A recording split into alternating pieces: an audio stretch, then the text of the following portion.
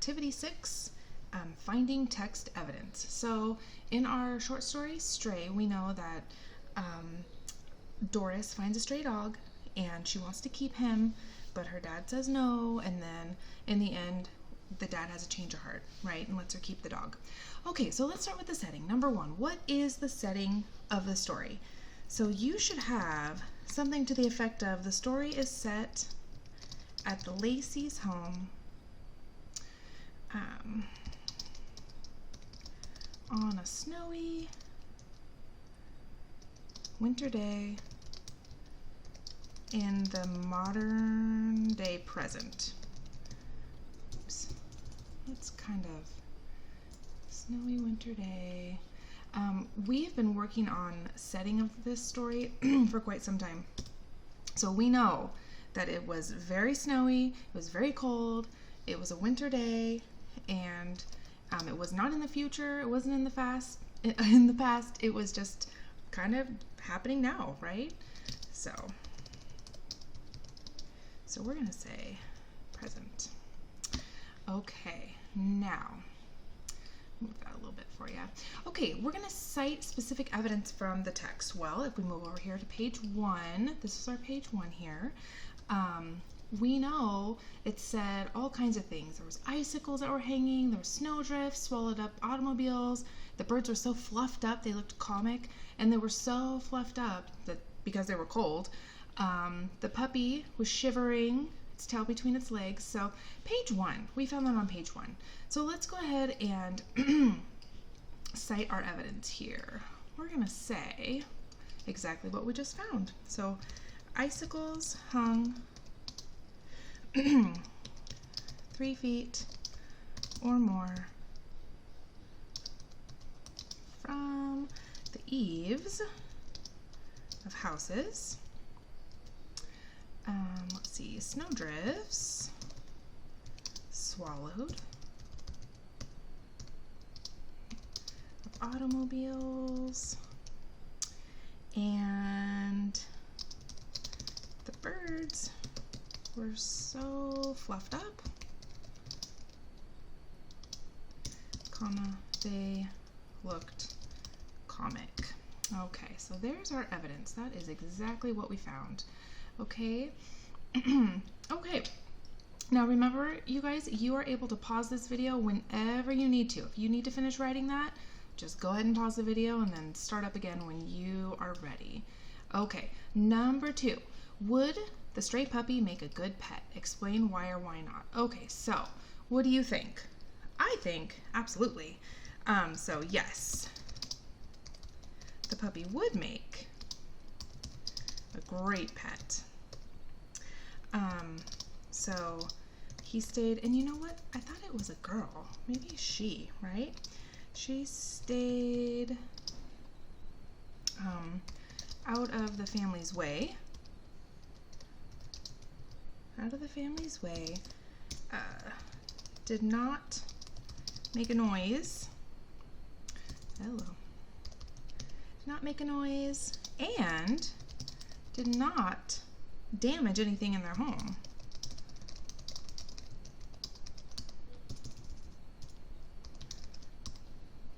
All right. Now, those are our reasons why I think that he would make a good pet, or she. Now, let's go find our evidence of why are we saying this? Well, it must have been in the story. Oh, here's page 2. And we are going to find right here,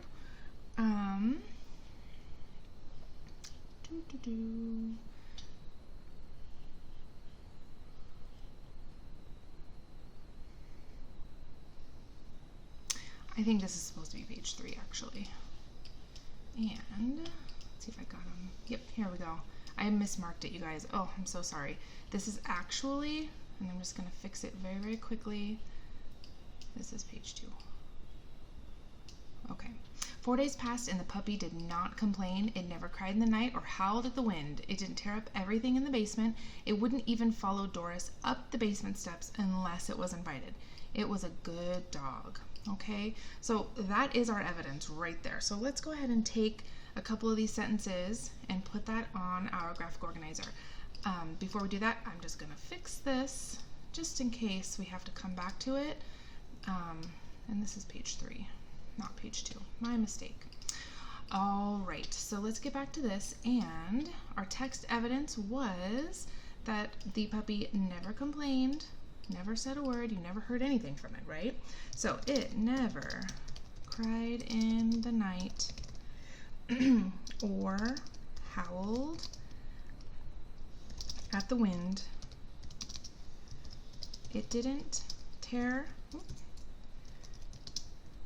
up everything in the basement.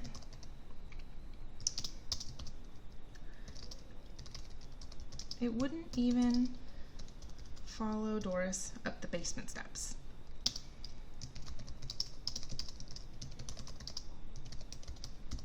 Okay, that is pretty good. That puppy was very, very happy to be there, for sure. Okay, number 3. How does Mrs. Lacey feel about the puppy at the beginning of the story? Well, Doris brought that puppy right inside, didn't she? And, you know, Mrs. Lacey was pretty indifferent towards the puppy, so she doesn't want to have to worry about feeding an animal. She just doesn't really want the puppy in the house. So we're going to say that Mrs. Lacey is indifferent toward the animal. Oh, I guess we could say towards the puppy. She doesn't want to have to worry about feeding an animal. Oops. Feeding, not feeling. Feeding an animal. You know, this family does not have a lot of money, and having dogs and pets, it's very expensive. So she knew that if that dog were to stay, they would have to spend their money feeding the dog, and it's probably money that they don't have. You know, because the dad wasn't working, he was off work for a while, it was snowing, so couldn't get to work. So of course, if you're not going to work, you're not making money. All right, so let's find our evidence of why we're saying the things we're saying. All right, let's go to page 1 here. And it says right here, because the roads would be too bad for travel for many days, Mr. Lacey couldn't get out to take the puppy to the pound in the city right away. He agreed to let it sleep in the basement while Mrs. Lacey grudgingly let Doris feed it table scraps. The woman was sensitive about throwing out food. Okay, now she considered giving the dog table scraps throwing the food away, basically, because even though the dog was eating it, and maybe we wouldn't think that it was a waste of food, but Mrs. Lacey did. She thought that if by giving that dog table scraps of perfectly good food that they could be eating, she thought that was throwing it away. So Mrs. Lacey grudgingly let Doris feed it table scraps. She did not want her to feed the table scraps. So that's a good vocab word there, right there. Okay, so let's put our evidence here. Mrs. Lacey grudgingly, Grudgingly.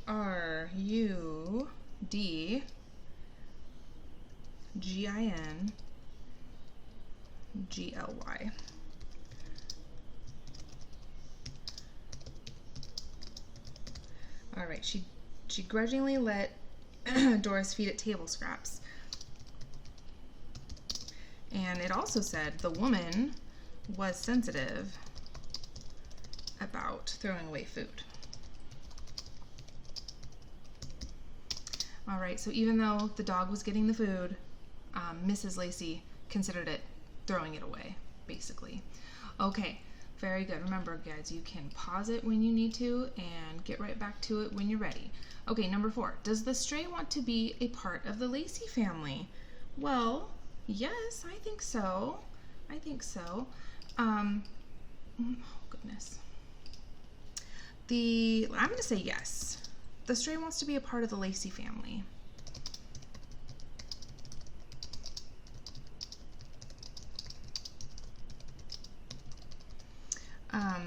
While in the basement, And this was on page 2. We're going to go back and find that. So let me see here.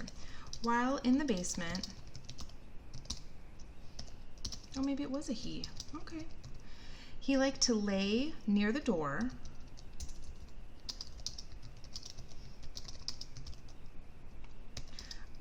to be close to the family.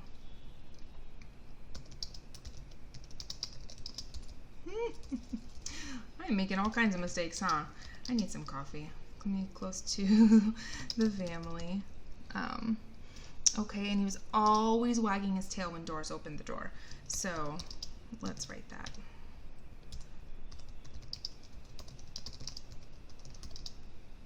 When Doris opened the door, he was always wagging his tail. All right, so let's go back, and I believe we're going to find it on page 2. Yes, here it is. Okay, oh, here we go. I'm just going to put a little star right there. Hey, that's nice. Several times Doris had opened the door in the kitchen that led to the basement, and the puppy had been there all stretched out on the top step. Doris knew it had wanted some company, okay, and that it had lain against the door, listening to talk in the kitchen, smelling the food, being a part of things. Okay, so even though the puppy was on the other side of the door, he felt like he could hear what they were saying, and he felt like he was a part of the family. It always wagged its tail, eyes all sleepy, when she found it there. So it was so happy to see Doris when she opened the door, even if he was sleeping. Okay, so here is our evidence for number 4. Oh, that one didn't fix like that one. That's funny. Okay, so let's go ahead and go back to our paper here, and we are going to go ahead and fill this out. Okay, that was on page 2, and it says, let's see. Doris knew it had wanted some company. Well, let's start here. Several times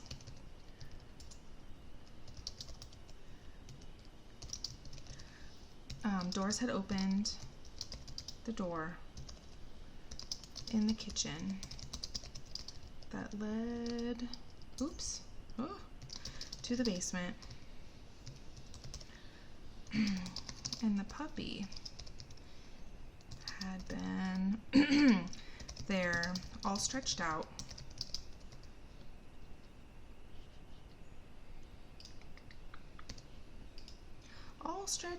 on the top step.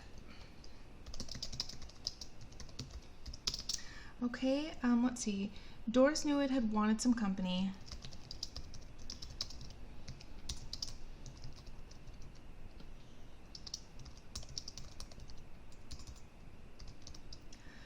Doris knew it had wanted some company, and that had lain against the door listening to the talk.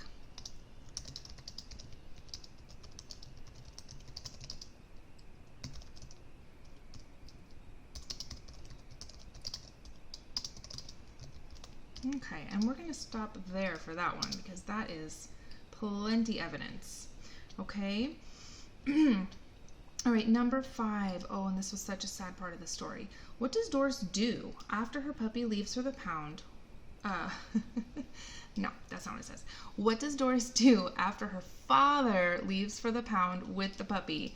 All right, so, oh my gosh, poor thing.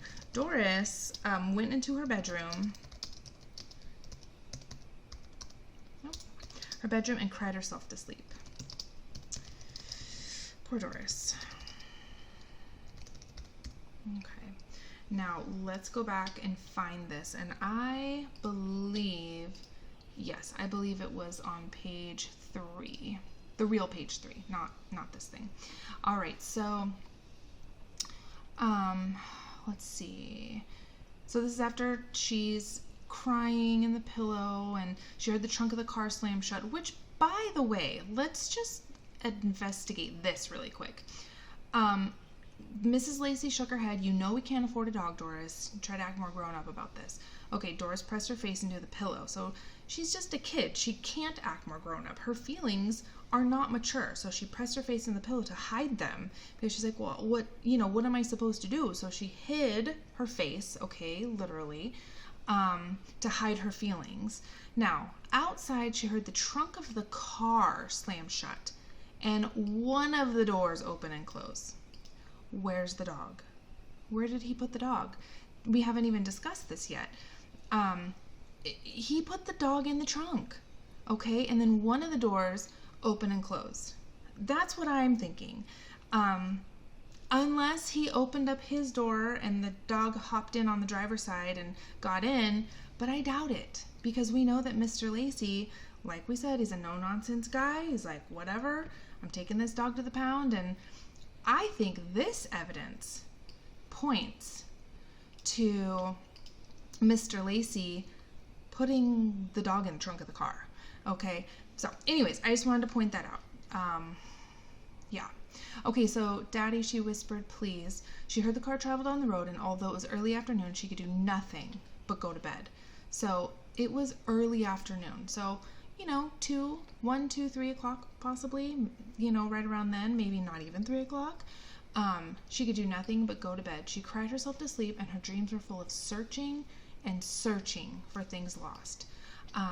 So she went to bed, and I don't know about you, but have you ever had those dreams where you just, all night you're running, looking for something. It could be so many things. And then you wake up and it's like, oh my gosh, I feel like I didn't even get any sleep. I had this terrible dream. I was looking for something all night long and I never found it. So I can just imagine the feeling that she's having when she's, she can't even relax and get away from her thoughts in her own dreams. So she's in agony. Okay, so back to citing her evidence. Poor Doris. So she, and we found this on page 3, she could do nothing but go to bed and cry herself to sleep.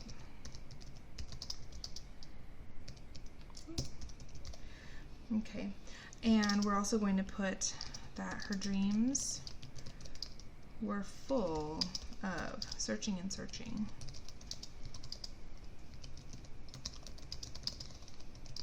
For things lost. Oh, goodness. Okay.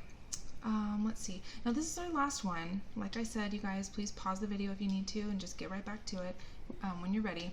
Number 6. How does Mr. Lacey feel, how does Mrs. Lacey feel about Mr. Lacey's decision to keep the stray? Well, I would bet that Mrs. Lacey doesn't have a whole lot of say.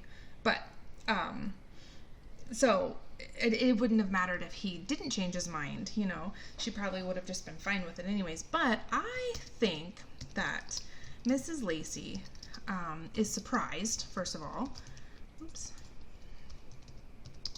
with Mr. Lacey's decision.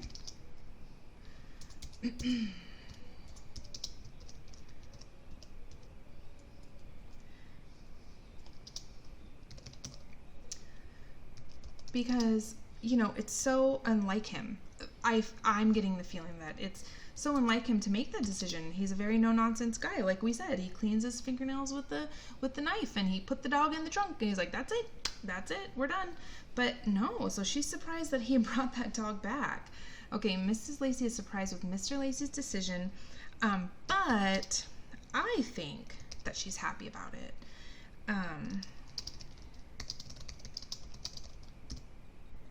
Because, it would probably be very hard to watch your child be so sad, first of all. But she probably also figures that if we can swing it, if Mr. Lacey says, then I guess we can, I think. Okay, so let's go look at the last page where we know where Mr. Lacey made his final decision. And it says, okay, well, oh, I took her all right. Worst looking place I've ever seen. They kill it with some kind of shot. And I wouldn't leave an ant in that place, so I brought the dog back. Okay, right here is where we see that, oh, nope, want this. Mrs. Lacey was smiling at him and shaking her head, as if she would never, ever understand him. And he just sipped his coffee, like, okay. I don't need to be understood, basically. So she's smiling at him and shaking her head. So the smiling, she's happy about it. Of course, she's smiling. Everybody likes a puppy. And shaking her head. So let's write that down. Okay, so Mrs. Lacey was smiling at him and shaking her head as if she would never, ever understand him. Okay, so this is, I'm just going to make it a little bit smaller here. This is what we have for our finding the text evidence for activity 6. Make sure that you get this all written down before you move on to the next activity. Okay, I will talk to you in the next video. Goodbye, Titans.